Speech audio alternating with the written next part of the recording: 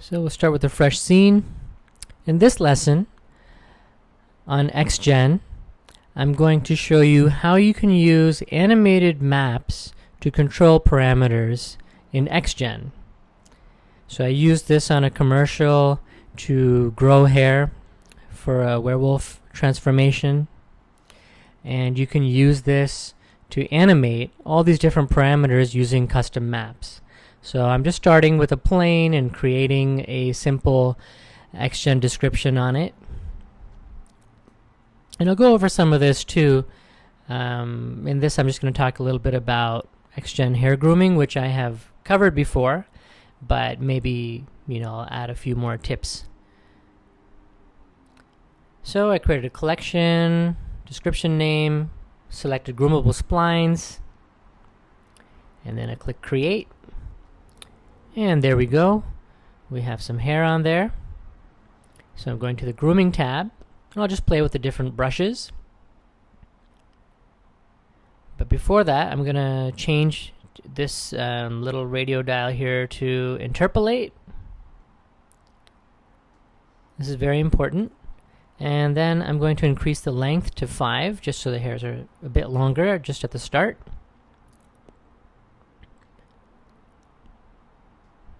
And so now I can play with some of these different brushes and just, create some variation and stuff in this hair. And this is what I'll use to show you as an example file how to animate parameters using animated maps. But first, let's create some fur.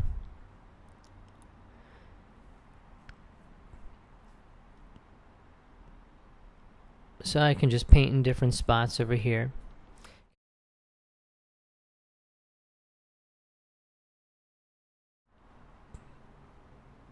And I'm just adjusting the increment and goal length.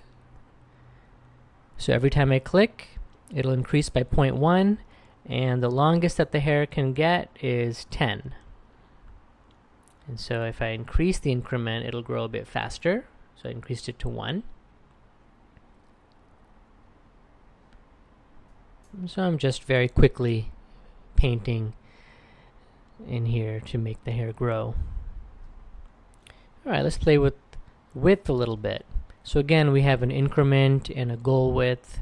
So goal width being the maximum width that we want it to be as we're painting, and increment, how much it increases with each click. And your increment can also be a negative number if you want to decrease. So I'm just playing around, creating some variations. You can see there's some thick hairs in there.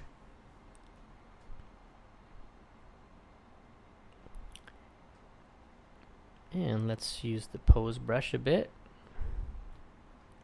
So I'm just kind of going through each brush here, giving you an idea of what it does to create a sample that I can use for animated maps.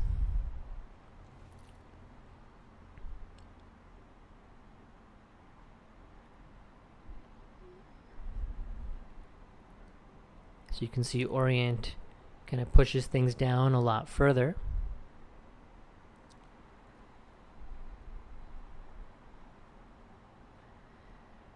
And bend will actually, if you look at the bend icon, it'll actually create a shape more like that. So it's a stronger curve.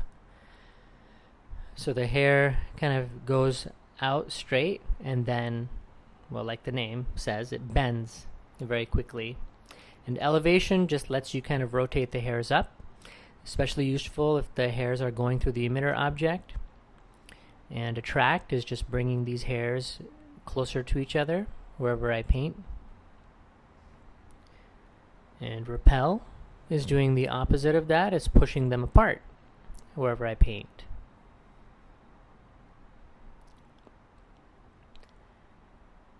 And part does so in kind of a, I guess, a straighter kind of way.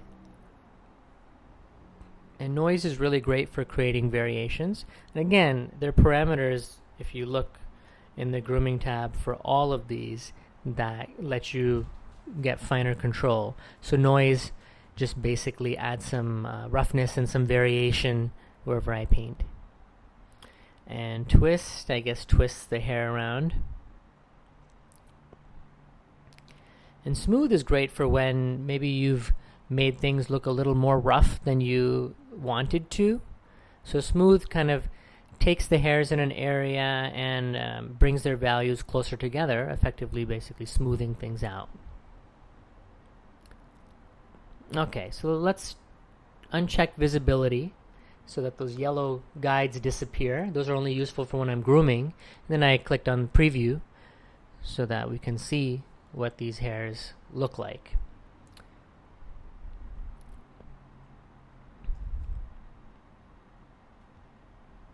All right, so we have some variation in there.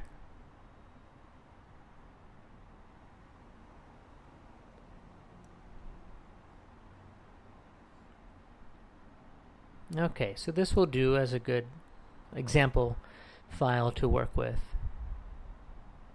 So I'm going to go ahead and save it because it certainly does like to crash.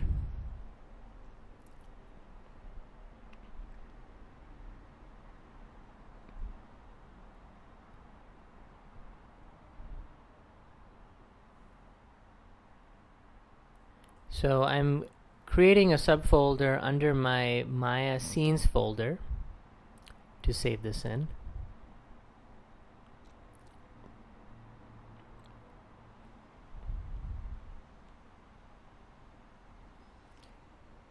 So now I'm going to go into the Hypershade. And before I can paint maps, there's a bit of prep work I have to do.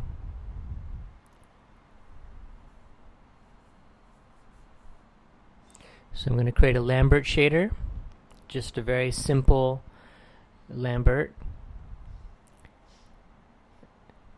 And then I'll give it a name so that just by looking at it I know what its purpose is and that it goes with the plane emitter. So I just named it plane material. And I'm going to assign it to the emitter object, which is this plane.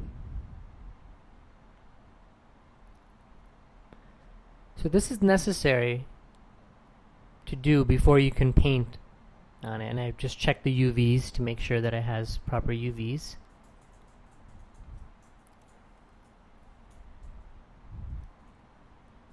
And so now, under preview output, I'm going to create a color variable called root_color. And then I'll click on create map. And let's increase the map resolution to 45 and just create it. So I'm going over this quickly because I've gone over these things in more detail in other lessons. So hit the paintbrush and then hit save again just so that it saves and creates the map properly. And now, because I had my Hypershade open already, it created this node for that new root color map that I just created. Now this node is what allows me to plug in painted maps. So I can plug in any bitmap into this and convert it to a PTEX map, which is what Xgen needs. So let's go ahead and create a hair shader. And I can plug that map into there.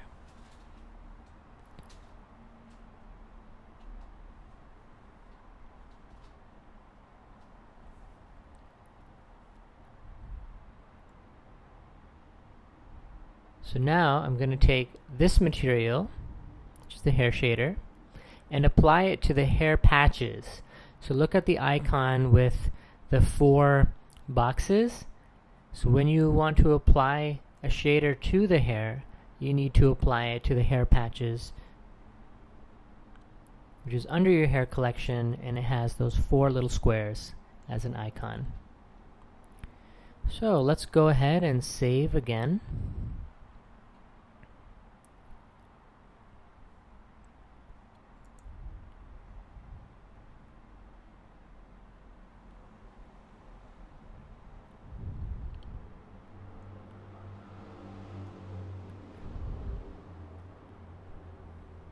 And now I'm going to create some 3D textures. So you can create your animated maps any way you want. You can create them in any program that you want.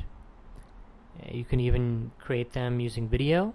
But in this case, just to make it easy, I'm going to just create some basically 3D textures and animate them. So maybe instead of the Brownian, let's try cloud. Maybe that'll give me a more interesting texture. So creating an interesting pattern is key to creating a cool looking effect. So the same task can be done by using a compositing program or by shooting video footage and maybe playing around with that in a compositing program. But the idea is just to create something that will show an interesting pattern, interesting movement of the hair growing.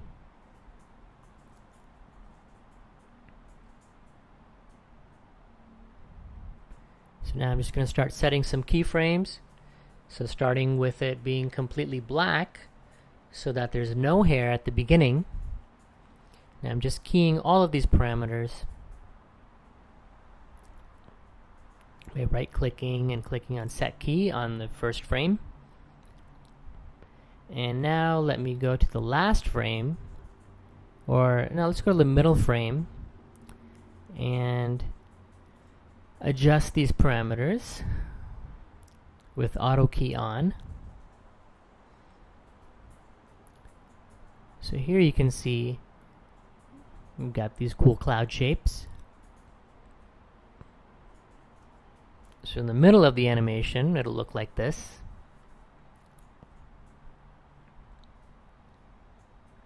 This is the halfway point.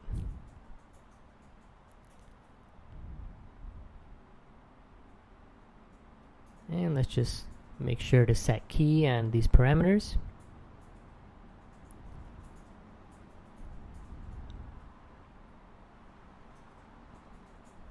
And now we'll go to my last frame, frame 120, and I just want it to become completely or mostly white, because the white areas are going to be where the hair is completely grown.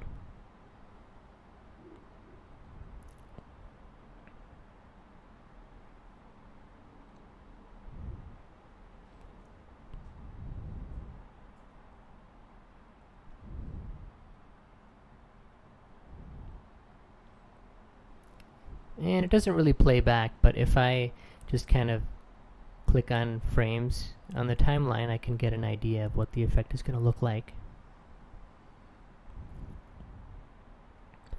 So you can do this with any of these maps, any of these 3D maps that are in here in Maya. Okay, so now we have an animated map. So I want to render it out as a sequence of images. So here's my cloud map.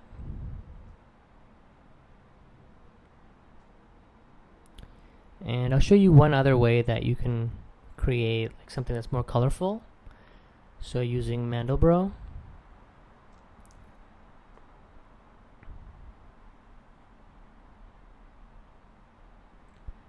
So I'm going to go ahead and name the cloud map hair growth. So it could be density, or I think I'll use this for length instead, because that'll look more interesting. And we have our hair growth color. It's always good to name these things properly so that later on when you're trying to look for what goes where, it just becomes a lot easier. So with this one, again, I'm just going to set key on a bunch of parameters.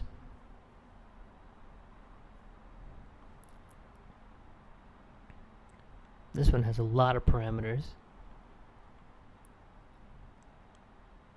And usually, I mean, you'd want to plan something out. You want to have an idea of what you want this to look to be, and then you would choose your maps or your techniques accordingly. But here I just want to get some movement and some changes over time just to make the effect look interesting.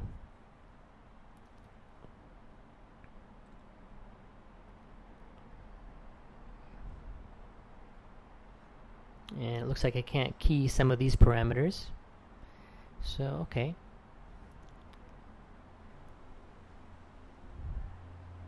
So now I'll just go to the last frame of my sequence and just move some of these sliders around.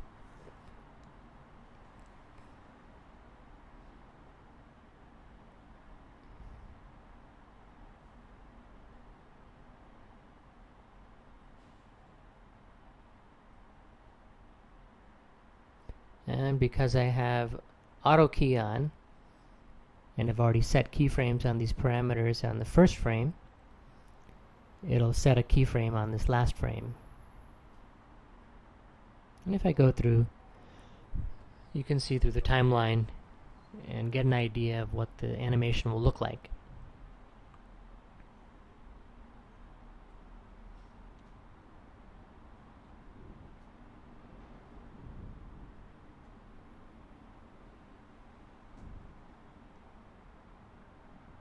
Alright, that'll work.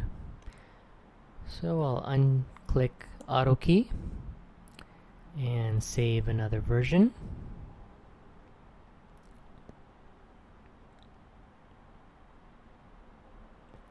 So we have this color map over here.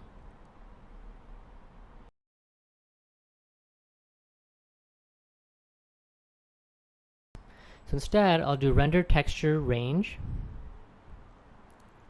So just set the resolution and your start and end frame with the node that you want to render selected, and I'll give it a name for the image. Just call it hair growth color, and click on render texture range. So that's just going to go through every single frame of this sequence and render out an image. And now for the hair growth, I'll go back to the edit menu, click on render texture range options again, and name this hair growth length, and then render out a sequence of images for that. So these were saved into my images folder under my Maya project. And I'll just put these in like a length and a color folder just to keep them organized.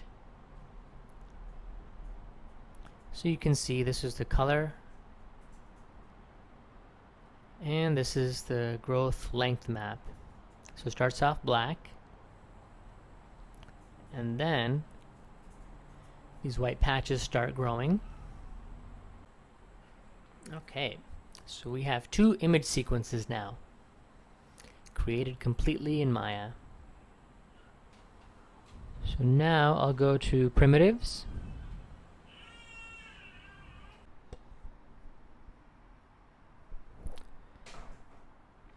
So here I'm just bringing in the sequence of images into a file node. So I'll click on use image sequence after selecting the first image.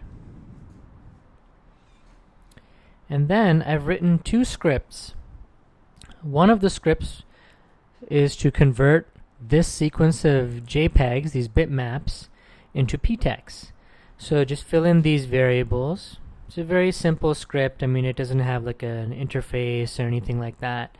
I just wrote it to get the job done. So you put in the start frame and end frame, and then the current collection name, the current description name, the current map name, current emitter name, which is the object the hair is growing from. And that information will tell Xgen what to name the map and where to put it. So here you can see, like, I just looked up the collection name, hair growth collection, and wrote it exactly the same way with the same capitalization of letters, the description name, And for current map, I just have to put in paint maps and then the name of the map, like slash grow color map. And then the file node that the image sequence is in the hypershade. So we've got grow color,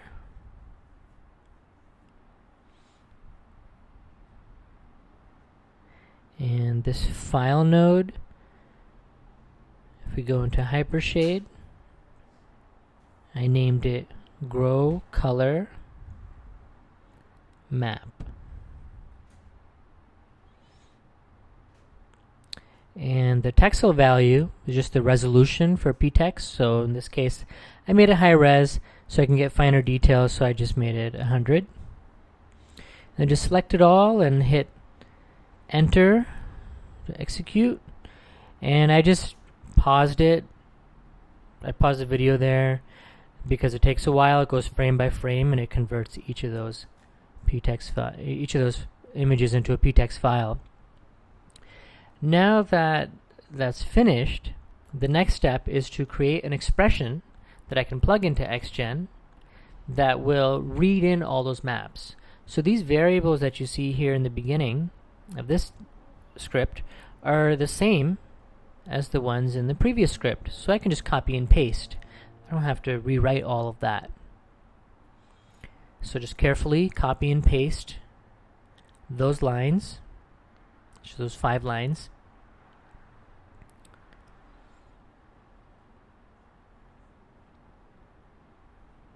And then just run the script. And if you look in your script editor, you can see that I output all this text. So this is an Xgen expression. And you want to make sure you include the $A at the end. You can copy and paste that into whichever slot that you want to control using these maps. So you click on the expression button and then just right click, paste. And so you can see it just hard coded each of those textures in with an if statement depending on what frame you're on. So it's nothing really fancy. I basically found it by, I found the code for this, not for the scripts that I wrote, but for the actual expression.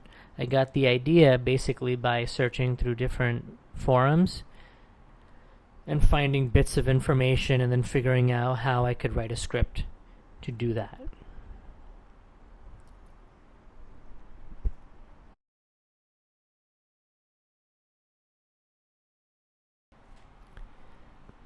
So I like to put this length map into a cut modifier.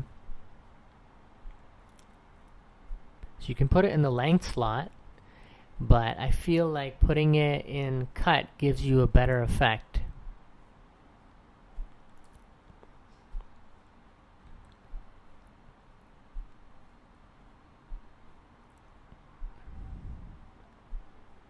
So I'm just turning off the grooming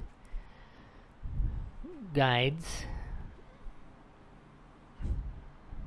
So right now you can see that on the first frame the hair is grown out, and on the last frame they disappear. So I'm going to increase the length over here. This is another reason to animate using the cut modifier, so I can still control the length separately. I mean, you can multiply the length also in the expression if you want to.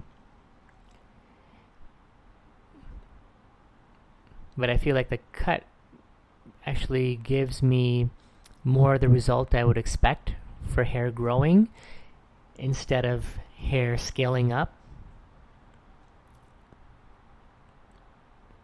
Let's go back to the cut modifier. And right now, all the hair is out in the beginning because the cut is using that map. So when it's white, everything is completely cut. So we have to basically invert it in order to go from no hair to seeing the hair grow on, which is very easy to do. We'll go down to the very last line, this $A, which is kind of the output, and we'll just invert it. So invert and then put the $A in parentheses, and we'll just click on that, and there you go. Okay, that didn't do it. Let's try something else.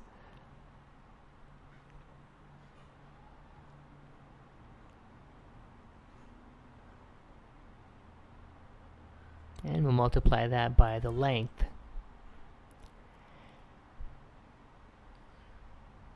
So since I set the length to 10, I just multiplied that by 10. And now it gets rid of all the hair at the beginning. So it's cutting all the hair.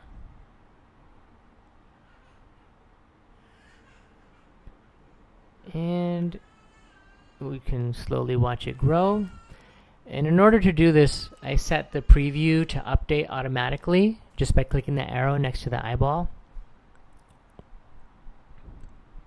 just so I could play it back and show you. But you can see how that cloud map that I animated and then rendered out and converted to PTEX and plugged into this cut modifier is what's defining where the hair is being cut.